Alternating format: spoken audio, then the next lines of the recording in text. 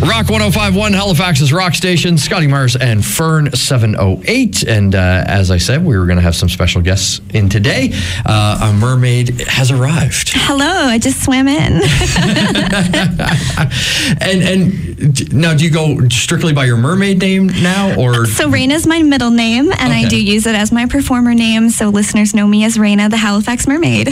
Excellent. Because I was sitting there, I saw that you had a mermaid name, and I was like, well, okay, what do I call you? Do I call you mermaid name or not? We're teaching Scotty mermaid etiquette today. Yes. And I want to do the right thing. I think most people would be curious. The first question is, how did you get into being a mermaid? So long story short, about 10 years ago, I was really, really sick and struggling with chronic pain and chronic illness and really needed motivation to try to work through painful physiotherapy. I saw a documentary on the first professional mermaid ever. Her name was Annette Kellerman. She was 100 years ago. She was arrested for wearing the modern day bathing suit. She invented it. And she was dealing with similar health conditions, and she overcame it by becoming an underwater performer. And I was just like, wow, I didn't think it would be a business for me. I just wanted to look pretty in a mermaid tail. and I didn't. I was really uncoordinated. I wore a life jacket the first time I wore a mermaid tail because I was scared I was going to drown.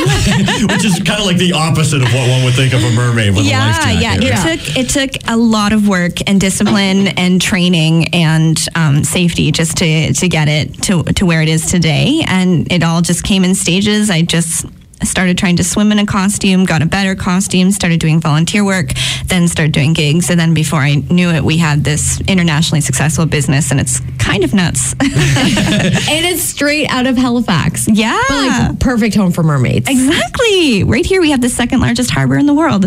Yeah, which should be full of mermaids. You mentioned you started getting like one kind of suit into another suit and another suit. And in one of the articles I was reading, it said you have like $25,000 worth of fins or something like that. Like that's how do you deal with the closet space? I guess Well, we call our home the Mer Cave. And it's sort of taken over. We were really fortunate a few years ago to win a few awards. And one of those awards did come with a $10,000 business grant.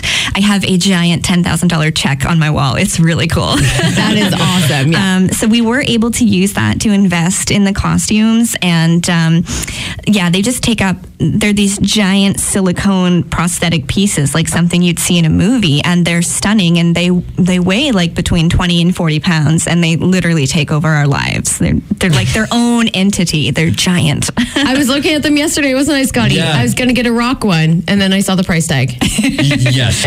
I'll hook a girl up. You wanted to become a rock mermaid. Yeah, I thought it'd be really cool. And then you saw the costume, like, I think I'll stay on dry land. I'm good. You mentioned the business and that. Were you amazed at when you started the business how many other people wanted to be merred up and become mer people?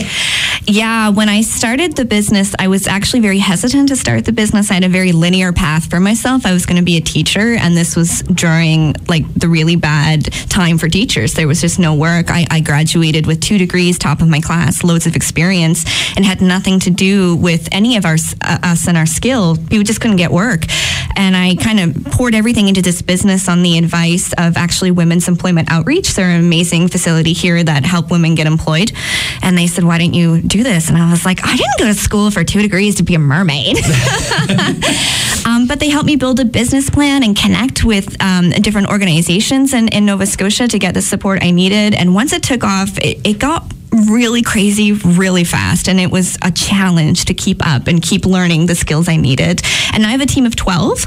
I have the first professional merman in Canada. Shout out to Merman Nova. That's awesome. That's really cool. And it is something that expanded really quickly. You said it started off 10 years ago. Now you're internationally known. Yeah, it's nuts. We go on trips and people stop us, and we don't expect that to happen. Last year for my birthday, we went to Disney, and I felt, I was in a lineup, and I felt a little hand on my leg, and I looked down, and there was a little girl rubbing my leg, total stranger, and she said, "Where's your fins?" Aww, oh my goodness, we're gonna have to turn Scotty into a merman too. The only merman I know is from He-Man. What about Zoolander? Right? Well, yeah, Aquaman's too, yes. Pretty close. Aquaman is pretty close. I had to ask Disney, you're standing in line. Was it for the Little Mermaid ride? It totally was. Well, there is a Little Mermaid ride. There is, and Scotty would know multiple Little Mermaid rides. I know it fits Disney very well. Leave me alone. So part of what got my attention to your story was a story that recently broke that went viral. Oh, yeah. The thing that caught my eye and the reason why I reached out to you was I was sitting here one morning and I'm always looking for things to talk about. And I see the story about mermaids and the term merverts. And I was like, oh, and I start reading the article. I'm like, oh, she's here. She lives in Halifax. This is amazing. And this was a Fox News story. So the story goes viral, and it was kind Cross borders. Yeah, dealing with online comments, because a lot of the business and part of it is photos and posting photos and videos of you out doing mermaid things. Yeah, we actually make money from our YouTube. It's part of our income. So we put a lot of work into our underwater videos and stuff, but that's where you get some of the creepy comments. So how do you... And really creepy comments in any industry in this day and age is something that's dealt with, but I like that you've coined it in your industry as like a mervert. Yeah, so a mervert is a person who fetishizes mermaids, and it's nothing against people with fetishes. It's the fact that they project it onto people, and typically in really inappropriate situations, like when we're working with children.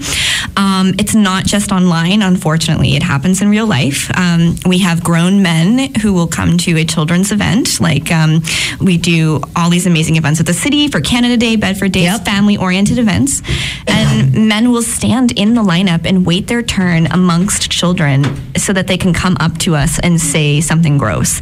And we're sitting in these 20 to 40 pound costumes, and we can't get away. Yeah. It's a very vulnerable position to be in. Yeah. One of their favorites is to joke about why we're wearing tops. And it's like, we haven't heard that joke before. You know why we're wearing a top. Look at all the children around you. Yeah. You know the answer to that question. But it's just sometimes it's a bit of a power thing. My youngest sister is actually 12 years younger than I am. And she's been working for me as a mermaid off and on since she was 14 years old. And when she was 16 years old, a grown man in like his 50s, like came right up to her at an event and just started harassing her about wearing a top. And it was just like so flabbergasting to me that he would think that would be okay. And then sometimes it escalates if these men don't get the attention that they feel that they should be getting. I've actually been physically harmed on a few occasions. I had a man stomp on my costume trying to be funny. The problem was my ankle was in there, and he stomped my ankle really hard. Had another man just completely interrupt a filming shoot and pick me up without my consent and squeeze me so hard that he left handprints on me. Just this summer, we had to enlist actual security at our public events, had to like actual people with the security shirts, the whole 9 yards, because we've started attracting such massive crowds that people get impatient in the lineups and take it out on the mermaids. So dad with his kids is mad that someone's cut in line, so he kicks me. Like, wow. Because it's totally on you that somebody else cut in line. Yeah, right? yeah. And the reason I talked about this, and it's kind of funny that the mervert thing is what's going viral, but the dark side is that the thing behind it is actually quite serious. Yeah. And it's dealt with, like we were talking earlier, in many different jobs and categories. It's just that, like you said, the term merver kind of brought it to a head and made it a little bit more. Yeah, so that was us I think that was the community trying to turn the tables and trying to take back a little bit of the power and trying to shame these people and be like, you know what, you don't get to do this. Like, we're out here trying to do our job, make some magic for some kids. Most professional mermaids, their businesses are built on working with children. We do get contracts where we get to do music videos, TV, culture events, but the majority of the work is with children, and people know that. So it's like, come on, really? Yeah. So coming up with that word and using that against them, a lot of times they're totally floored, they get embarrassed, and they leave. Yeah. Which is what we want. You made TV with this too. Like, you didn't just like hit up, our radio station here in Halifax. You actually, Fox News picked this up. Yeah, Fox News, the Daily Mail, San Francisco Sun. There's a video out there that's about to hit 1 million views, which is really cool. And Stephen Colbert talked about it, which my husband and I are huge Stephen Colbert fans. And we don't have cable, so everybody started messaging Telling you us about it before you knew it. before I got to see it, and I was like, oh my God, I hope he said something nice. I would die if Stephen Colbert said something mean, but he's not mean. He's very nice and funny, and he shames the Merverts. And he came up with a few coins of his own, too, that were pretty funny. Yeah, he did. I'll play a little bit of it just for people that didn't see it. It's a longer clip, but I'll play just a bit at the beginning of it here. Kinks that transcend party. For example, I saw this headline the other day. A professional mermaid says unwanted advances from merverts is the worst part of the job. Just like that. You've been made aware of a new profession and its very serious problems and the word mervert. Apparently, professional mermaids are costume performers who work at aquariums and birthday parties. And according to one of them, we do get unwanted attention, often sexual in nature, and we call those people merverts. That is a shame, and I just want to assure you, not all men are merverts. Some of us are complete gentlemen. And he continues to go on. It's a great piece. Yeah, it was really, really funny. Gentleman, really funny. get it, gentlemen, just in case you're slow this morning. He came up with another one. He called them Seviants. So I think we're going to steal that one too. Seviants. Right? That is a great one. When you get, like, I look at it and I see comments like this all the time, and I've talked to, whether it's some female wrestlers who deal with this types of things, or musicians or anything like that. Most of them try and just, I guess, brush off what I guess would be like digital catcalls is the only way I could kind of describe them.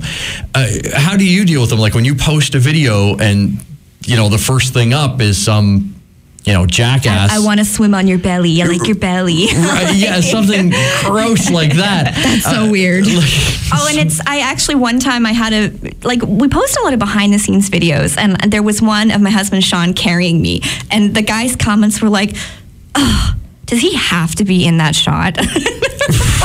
He's my husband. And he's carrying me, so yeah, he does. Yes, exactly. He does. Yes. Get over it. So all of the professional mermaids, we network online and we swap, tips and tricks and stuff, but we also swap screenshots of some of these hilarious ones. So one of the comments that went viral that Stephen Colbert talked about was this comment about how I'm delicious even without tartar sauce. And I can laugh at that. It's pretty funny. Yeah. It's pretty funny. And I think being a woman in the public sphere in general, we tend to get a lot of stuff thrown at us. And I find with the work that I do, people really try to undermine what I'm doing, and they don't expect me to be educated. They don't expect me to be accomplished. I've published 3 books. I have a clothing line. I have a film that just came out. I'm working really hard. I'm a business fish is what I call myself. Mm-hmm. Yeah, you are. And that some people just can't handle that. They can't handle someone else being successful. And how do you handle it? Like, do you not find it difficult to go to bed some nights and be like, why do people feel like vocalizing these certain things? Like, why, if you don't have anything nice to say, like, why are you saying it? So in 2017, I had a really negative experience where actually my mom passed away very suddenly. And I walked out of the hospital to find out that my friends and I at another mermaid event got featured in a tabloid, and it was just all these nasty comments. And normally I can just take things with a grain of salt, but my mom just died. I felt very vulnerable, and I just couldn't understand why people were so cruel. And I actually went to see a therapist who was experienced in working with people who work in the public eye. And she really taught me skills that just helped so much. And now when I talk to other performers, I'm like, there's people out there that are trained to deal with this. So utilize those services. And you're sharing your knowledge. Yeah, right. There's no handbook on how to do this, like how to exist in the public eye. And it's ever changing with social media. And you really need to protect yourself, because this fame that I'm experiencing, I've had viral stuff come and go, and maybe we'll have more and maybe we won't. And I need to still live with myself every day. So I need to be able to healthily cope with those things.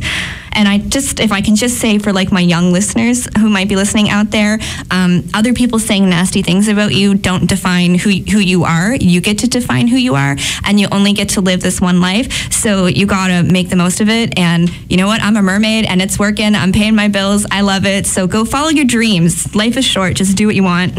Yes, that's powerful words. I always think anybody that says anything negative like that's really more something in them. It's a reflection on them. Thing. It's a them thing. And it's a big cultural thing right now. Women are pushing back a lot on this stuff, and a lot of people don't like that, so they get louder. But we just have to keep being consistent, and hopefully people are going to be listening to this and being like, wow, I had no idea the poor mermaids got harassed. and maybe, they'll help make sure it doesn't happen again in the future. Well, your two radio hosts here will definitely help that a lot. That's for right. Sure. We don't want any more merverts. We will protect the mermaids. Yes. I love the term mervert, so I wanted to use it some more. Yeah, we have a couple terms. So mer wrangler is the person who handles the mermaids, moves us around. So that's Sean. He's my mer wrangler. The verb for mermaid swimming, we call it mermaiding. Okay. Mermish is the language we speak when we do little underwater clicks. And then children who are interested in mermaids, we call them merlings. Aww. Right? That's I know. Super sweet. And I would say you're an entre-mermer. Look at you. Adding to this mermaid dictionary. I was taking a swipe at it. Yeah, I like it. It works. Where can people find you on social so they can keep track of you So on Facebook, it's Raina the Halifax Mermaid, and then you can find our company under Halifax Mermaids, and then all the rest of our social media is HFX Mermaid. So YouTube, Facebook, Twitter, all that jazz? HFX Perfect. Mermaid. Excellent. Well, more of the best to you. I know there's lots of great more swimming ahead. Yeah, and we'll teach those merverts. That's right. Yeah, we will. Thank you so much for coming in. We will have all those links posted up for you if you want to follow her, check out some of the amazing underwater photos. They are magnificent. Thank you. And thank you so much. And rock on. Hopefully the next time you go viral, it's not mervert related. Hopefully I'll make a splash.